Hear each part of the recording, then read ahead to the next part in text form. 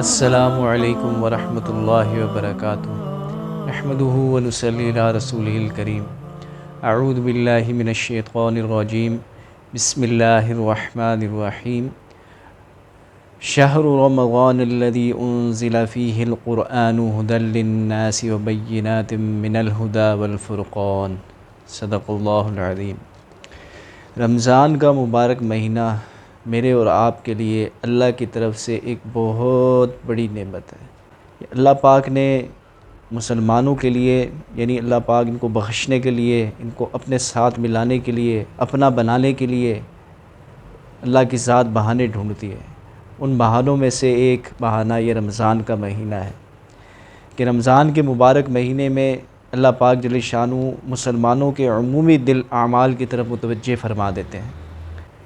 رمضان کے مبارک مہینے میں سرکش شیاطین کو قید کر دیا جاتا ہے، ان کے گلے میں طوق ڈال کے سمندروں میں پھینک دیا جاتا ہے، اور اللہ پاک جل شانہ کے قربان جائیں کہ اللہ نے اس امت کو یہ نعمت عطا فرمائی، اور کسی امت کو یہ نہیں عطا ہوا کہ رمضان کے مہینے میں شیاطین کو قید کیا ہو۔ یہ اس امت کے لیے ہے، اور جہنم کے دروازے بند کر دیے جاتے ہیں اور جنت کے دروازے کھول دیے جاتے ہیں۔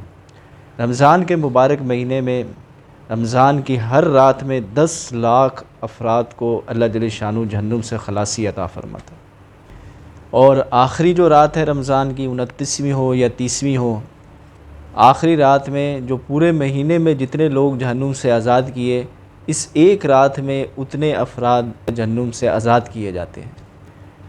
اور اس مبارک مہینے میں اللہ پاک روزے کی برکت سے مسلمان کو تقوی نصیب فرماتا ہے، اور یہ تقوی اس سب سے بڑی نعمت ہے۔ تقوی کا کیا مطلب ہے؟ ایک دفعہ حضرت عمر رضی اللہ تعالیٰ عنہ نے حضرت کعب رضی اللہ تعالیٰ عنہ سے پوچھا کہ ذرا مجھے بتاؤ کہ تقوی کیا ہے؟ تو حضرت کعب رضی اللہ تعالیٰ عنہ نے عرض کیا، آپ کبھی ایسا ہوا کسی ایسی جگہ سے گزرے ہوں کہ جہاں سیدھے ہاتھ کی طرف بھی خاردار جھاڑیاں ہوں، الٹے ہاتھ میں بھی خاردار جھاڑیاں ہوں، اور اس کے بیچ سے گزر کے جانا ہو؟ تو حضرت عمر رضی اللہ تعالیٰ عنہ نے فرمایا کہ ہاں ایسا ہوا ہے۔ تو انہوں نے عرض کیا کہ آپ ذرا مجھے بتائیں گے کہ آپ وہاں سے کیسے چل کے گئے؟ تو حضرت عمر رضی اللہ تعالیٰ عنہ کھڑے ہوئے اور اپنے کرتے کو سنبھالا، اس کو سمیٹا، اور انتہائی احتیاط کے ساتھ جو ہے چلنے لگے۔ تو حضرت کعب رضی اللہ تعالیٰ عنہ نے عرض کیا کہ یہی تقوی ہے، یہی تقوی ہے، یہی تقوی ہے، یعنی گناہوں سے اپنے آپ کو بچا کے چلنا۔ تو اس روزے کی برکت سے اللہ پاک گناہوں سے مسلمان کو بچاتا ہے۔ رمضان کا پہلا عشرہ عشرہ رحمت کہلاتا ہے، دوسرا عشرہ عشرہ مغفرت کہلاتا ہے، اور تیسرا عشرہ جہنم سے خلاصی ہے۔ اس لیے پیارے نبی صلی اللہ علیہ وسلم نے فرمایا، جس کا مفہوم ہے کہ رمضان کے مبارک مہینے میں ان کلمات کا ورد کثرت سے کرنا چاہیے۔ لا الہ الا اللہ، استغفر اللہ، اسألک الجنہ واعوذ بک من النار، یعنی پورے مہینے ان کلمات کا ہم ورد کرتے رہیں۔ اللہ کا ذکر بھی ہے، جہنم سے خلاصی کی دعا بھی ہے، گناہوں سے معافی کی طلب بھی ہے اس کے اندر، اور جنت کی طلب بھی ہے۔ چاروں چیزیں اس کے اندر ہیں، جامعہ دعا ہے، تو اس کا ورد کثرت سے کرنا چاہیے۔ اور جب یہ روزہ رکھتا ہے تو اس کے جسم کی فالتو چیزیں روزہ جو ہے وہ جلا دیتا ہے، اور روزے کی برکت سے کھانا پینا، یعنی جو حلال چیزیں ہیں ان کو بھی یہ چھوڑ دیتا ہے۔ یعنی روزے کے اندر یہ حکم ہے کہ بیوی کو بھی شہوت کی نگاہ سے نہیں دیکھنا۔ جب یہ بیوی کو بھی شہوت کی نگاہ سے نہیں دیکھے گا، کسی کی عزت کو کیوں خراب کرے گا؟ یعنی روزے کی برکت سے اس کو اتنا تقوی نصیب ہو جائے گا، اتنا اللہ کا دھیان نصیب ہو جائے گا کہ یہ کسی کی طرف نہیں دیکھے گا۔ روزے کی برکت سے یہ کسی کی غیبت نہیں کرے گا، جھوٹ نہیں بولے گا۔ یہ روزے کی برکات ہیں، اور یہ خود فیصلہ کرتا ہے مسلمان کہ رمضان میں نے جھوٹ نہیں بولنا، کوشش کرتا ہے رمضان میں کسی کی غیبت نہ کرے، کسی کو دھوکہ نہ دے۔ اور جب روزے کی حالت میں کان میں دوائی ڈالنا چھوڑ گیا کہ اس کی وجہ سے روزہ ٹوٹ جائے گا، تو یہ کسی کی غیبت کان سے کیوں سنے گا؟ کسی کی غلط بات کان سے کیوں سنے گا؟ گانے کیوں سنے گا؟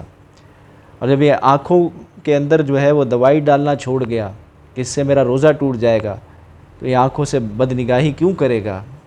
کسی کی طرف غلط کیوں دیکھے گا؟ غلط نگاہ اٹھا کے کیوں دیکھے گا؟ یہ اپنی نظریں نیچے رکھے گا۔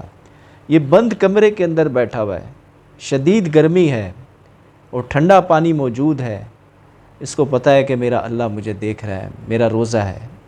یہ ٹھنڈا پانی اٹھا کے پیے گا نہیں، حالانکہ اگر ٹھنڈا پانی اٹھا کے پی لے تو کون اس کو دیکھ رہا ہے اور کون اس سے پوچھے گا؟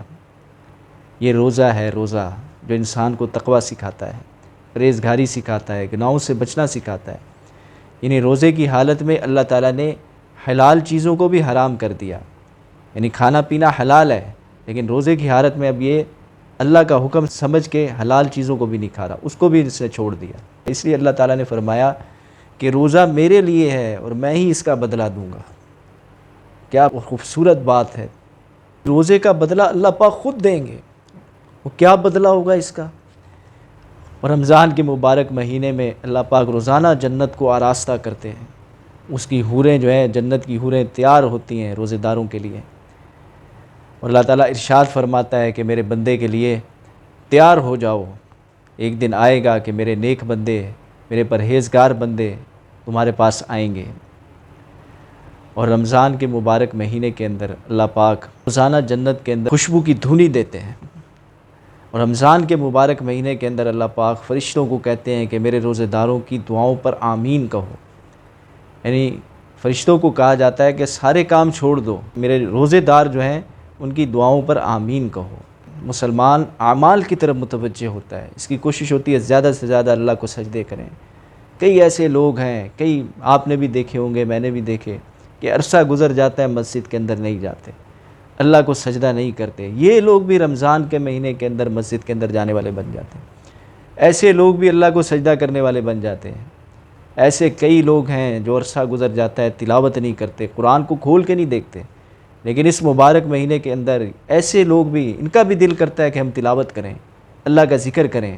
یہ لوگ بھی قرآن پاک کو کھولتے ہیں اور تلاوت کرنا شروع کر دیتے ہیں، اللہ کا ذکر کرنا شروع کر دیتے ہیں۔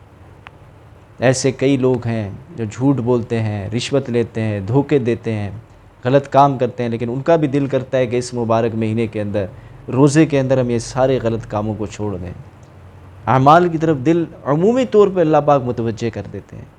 تو اللہ پاک کی کتنی بڑی کرم نوازی ہے میرے اور آپ کے اوپر، رمضان کا مبارک مہینہ پائیں اور اپنی مغفرت نہ کروائیں اور جنت الفردوس نہ حاصل کر لیں اللہ سے، تو یہ میرے اور آپ کی کم قسمتی کی بات ہے۔ اللہ تو چھپڑ پھاڑ کے دے رہا ہے۔ رمضان کے مہینے میں عمومی فضا بنی ہوئی اعمال کی، آپ نے دیکھا ہوگا کہ عام دنوں میں، عام مہینوں میں روزہ رکھنا کتنا مشکل ہوتا ہے۔ ایک روزہ بھی انسان کو رکھنا پڑ جائے کیونکہ ماحول نہیں بنا ہوا، فضا نہیں بنی ہوئی، اس کے لیے روزہ رکھنا مشکل ہے، اعمال کرنا مشکل ہے۔ لیکن رمضان کے مہینے میں ایک عمومی فضا بنی ہوئی ہے، ہر آدمی روزہ رکھ رہا ہے، اعمال کر رہا ہے، مسجدیں بھری ہوئی ہیں، لوگ تلاوت کر رہے ہیں، کوئی اللہ کا ذکر کر رہا ہے، کوئی دعوت دے رہا ہے، کوئی غریبوں کی مدد کر رہا ہے، کوئی کسی کو افطاری کروا رہا ہے، کوئی کسی کے گھر راشن ڈلوا رہا ہے، کوئی کسی طریقے سے مدد کر رہا ہے، کوئی کسی کو سواری پہ بٹھا رہا ہے۔ جس کے دماغ میں جو نیکی آ رہی ہے وہ کوشش کر رہا ہے کہ نیکیوں کے اندر آگے سے آگے بڑھتا چلا جائے۔ یہ اللہ کا اتنا بڑا میرے اوپر احسان ہوا، آپ کے اوپر احسان ہوا کہ اللہ نے رمضان کا مبارک مہینہ میں عطا فرمایا۔ اللہ پاک جل شانہ ہم سب کو رمضان کے مہینے کی قدر کرنے کی توفیق عطا فرمائے، اور اس کے جتنے فضائل ہیں، اس کی جتنی برکات ہیں، وہ ساری کی ساری اللہ مجھے اور آپ کو نصیب فرمائے۔ السلام علیکم ورحمۃ اللہ وبرکاتہ۔